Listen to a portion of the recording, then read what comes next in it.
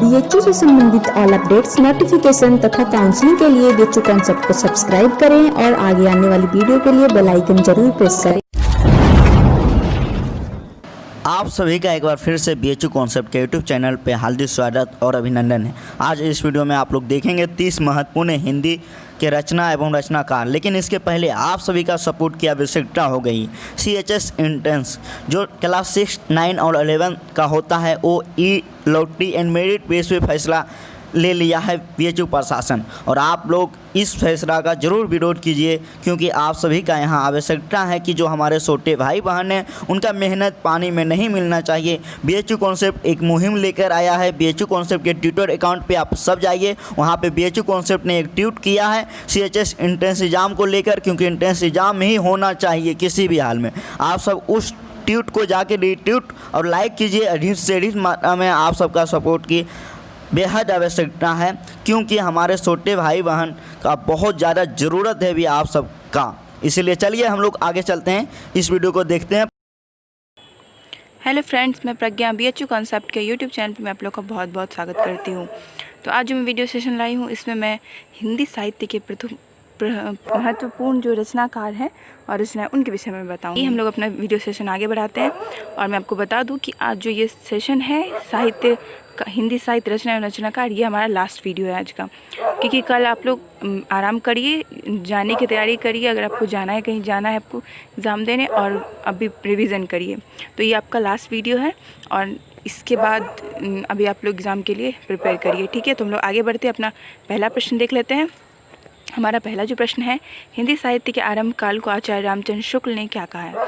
देखिए, यहाँ जो मैंने ये 30 क्वेश्चन बनाए, बहुत ही सिंपल है, कोई टफ नहीं है। आपको इसमें बहुत ज़्यादा बनना चाहिए, 25 प्लस बनना चाहिए ज़रूर। ये बहुत सिंपल है, तो आपके लिए बहुत अच्छा होगा। मुझे पता है आप लोगों से बनेगा, और आप कमेंट में बताइए कि आपको कितना सही बना, ठीक है। तो मैं पहला प्रश्न देख लेते हैं। पहला है हिंदी साहित्य के आरंभ काल को आचार्य रामचंद्र शुक्ल ने क्या कहा है।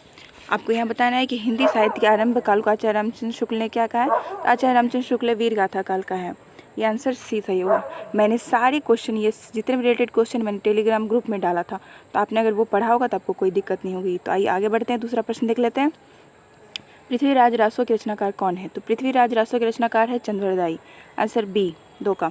तीसरा है कामायनी किसकी रचना है। तो कामायनी जो है जयशंकर प्रसाद की रचना है, तो 3 का 1 सही हुआ। चौथा प्रश्न है चिंतामणि के रचयिता है। चिंतामणि के रचयिता इन चारों में से कौन है। तो चिंतामणि के रचयिता आचार्य रामचंद्र शुक्ल है, तो बी सही हुआ 4 का। पांचवा प्रश्न है जन्मेजय का नागयज्ञ किसकी कृति है। तो जन्मेजय का नागयज्ञ जयशंकर प्रसाद की कृति है, तो 5 का बी सही हुआ। छठा प्रश्न है इनमें से कौन सी रचना जायसी की है। तो इन चारों में से जायसी की जो रचना है वो पद्मावत है, कौन। तो आंसर डी, ये 6 का सही हुआ। आगे बढ़ते 7वां प्रश्न देख लेते हैं। 7वां है बिसल देव रासो के रचयिता का नाम क्या है।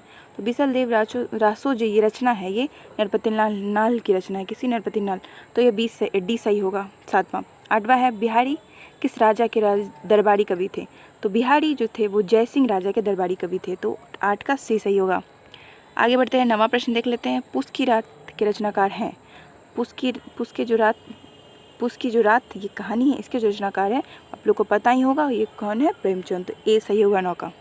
10वां प्रश्न है तमस उपन्यास के लेखक कौन है। तो तमस उपन्यास इसके लेखक हैं भीष्म सहनी, बी। 11वां प्रश्न है भारत भारती की रचयिता कौन है। तो भारत भारती की रचयिता है मैथिली शरण गुप्त, डी।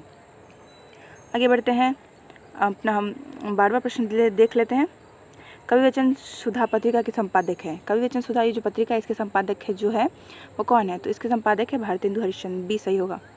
13वां है रानी केतकी की कहानी किसकी रचना है। तो रानी केतकी की कहानी जो है वो इंसाअल्लाह खां की रचना है, तो आंसर बी, ये सही होगा 13 का। 14वां प्रश्न देख लेते हैं। 14वां जो प्रश्न है वो भारत दुर्दशा किसका प्रसिद्ध नाटक है। तो भारत दुर्दशा आपको बताना है किसका प्रसिद्ध नाटक है, तो यह है भारतेंदु हरिश्चंद्र का, सी 14 का। 15वां प्रश्न है बाण भट्ट की आत्मकथा किसका नाटक है। तो बाण भट्ट की आत्मकथा हजारी प्रसाद द्विवेदी का नाटक है, तो ये बी सही हुआ। तो मैंने कुछ भी हार्ड इसमें देख रहे होंगे, कुछ भी हार्ड नहीं प्रश्न डाला है, बहुत सिंपल है सारा। आई होप आप लोग जल्दी बनाइए और कमेंट में बताइए मुझे, ठीक है। आगे बढ़ते हैं, 16वां प्रश्न देख लेते हैं। परीक्षा गुरु किसके द्वारा रचित उपन्यास है। तो परीक्षा गुरु जो ये उपन्यास है हिंदी का पहला उपन्यास माना जाता है, और ये लाला श्रीनिवास दास ने लिखा है। तो ये 16 का सी सही होगा। 17वां प्रश्न है रंगभूमि किसका उपन्यास है? तो रंगभूमि जो उपन्यास है वो प्रेमचंद का उपन्यास है, तो ये डी सही हुआ 17 का। 18वां प्रश्न है शेखर एक जीवनी किसकी रचना है? तो शेखर एक जीवनी ये है अज्ञेय की रचना, तो ये ए सही होगा 18 का। 19वां प्रश्न है निम्नलिखित में से कौन सा प्रेमचंद का उपन्यास नहीं है? तो यहाँ पे सेवा सदन निर्मला और प्रेमाश्रय ये तीनों प्रेमचंद का उपन्यास है, और जो तितली है ये इनका उपन्यास नहीं है, ये जयशंकर प्रसाद की रचना है। आगे बढ़ते हैं, 20वां प्रश्न देख लेते हैं। 11 वर्ष का समय किसकी कहानी है? आपको बताना है कि 11 वर्ष का समय इन चारों में से किसकी कहानी है? तो 11 वर्ष का समय रामचंद्र शुक्ल की कहानी है, तो ए सही हुआ 20 का।